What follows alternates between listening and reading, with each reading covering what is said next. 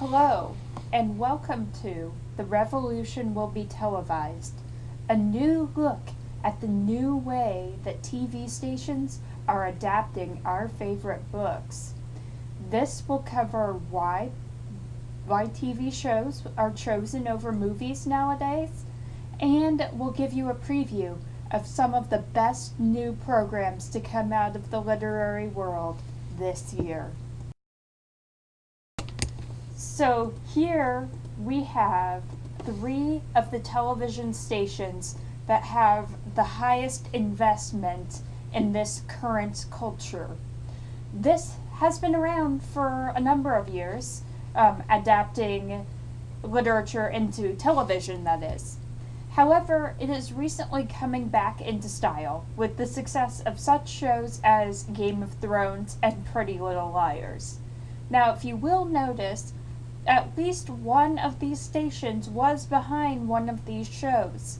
So it appears that TV stations are really looking to capture that bit of glory that came out of one of those two shows, or the other success stories such as The Handmaid's Tale.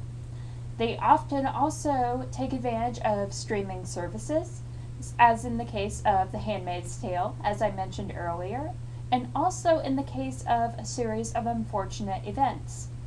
This allows more events from the book to transfer onto the screen, especially with series. I have no clue how a series like A Series of Unfortunate Events with a total of 13 books could survive in movie format. But they did it, and they only adapted it into 3. That is what we're trying to avoid here. This also allows directors to promote a book over a longer period of time and allows for a more faithful adaptation. In some cases, it even allows the author to expand on events that they didn't quite get to explain in the book. So it's ideal for thick novels or a long series.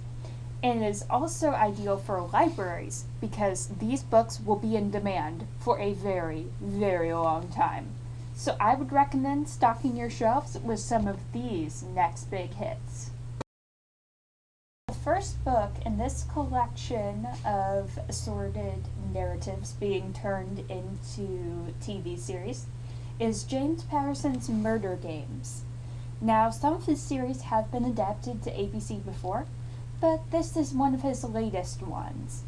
Murder Games was adapted from a 2017 novel, and it revolves around Dr. Dylan Reinhardt, an expert on criminal behavior who is believed to have influenced New York's latest serial killer.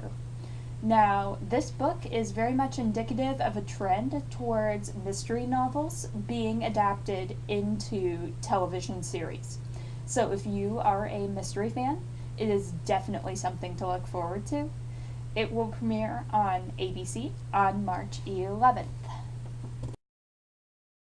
We have Gillian Flynn's Sharp Objects, another mystery novel, and a mystery novel by a familiar name to the Kansas City metro area.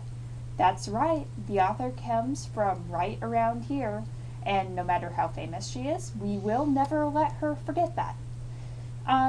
Anyway, this series is directed and produced by Jean-Marc Vallée, who was also on the staff for Big Little Lies, another literary mystery hit by HBO.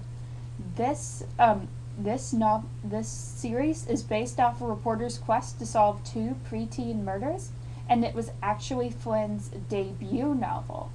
So, definitely look for that if you liked Gone Girl or some of her other books that have been adapted into movies. It will be on HBO on June 2018. And now we move into our streamable series. Now, this one is a little bit strange because the name of the TV show is not actually the name of the first book, unlike a lot of series. This is Queen of Shadows, a young adult entry by Sarah J. Maas. It is based on the YA series Throne of Glass, and it centers around the female assassin Selena Sararothian, and her quest for freedom and her battle against the forces attacking her world. So, it is this year's main fantasy entry.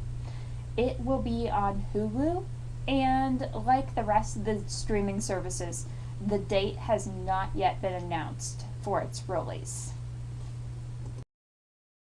So here we have Terry Pratchett and Neil Gaiman's Good Omens.